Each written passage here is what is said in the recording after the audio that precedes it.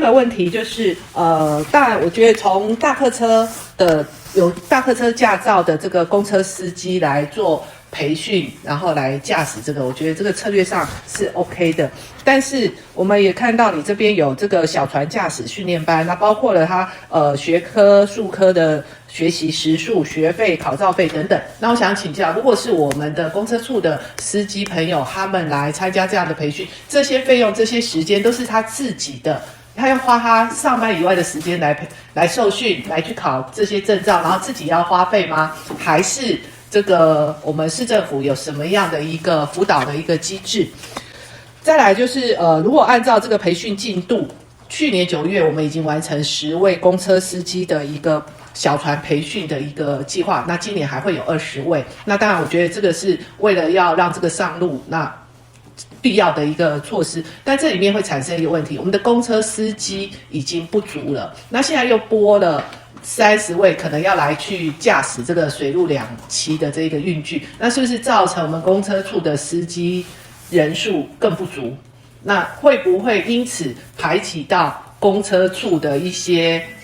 公车的一个运量，或者是它的车次的一个发送的一个时间，这个期程？第二个就是说，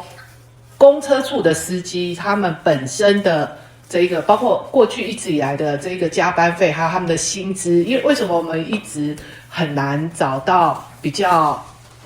足额的司机？其实主要就是双北他们也在跟我们抢人嘛，那他们的福利、他们的薪资都比我们好。那在这样外部竞争，再加上内部我们又有一些人要去协助水陆两栖运具的一个运输的一个工作，那公车处这边未来怎么样因应这样的一个状况？那包括说，纵使人员足够了，那这些去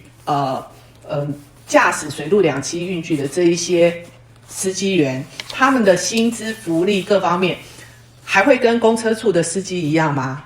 还是他们会有比较好的一个薪资跟福利的一个措施？那这些人员编制上还是挂在公车处吗？还是说他是会挂在产发处，或者是未来可能文管局或什么？这个我觉得这个要去思考，因为这个会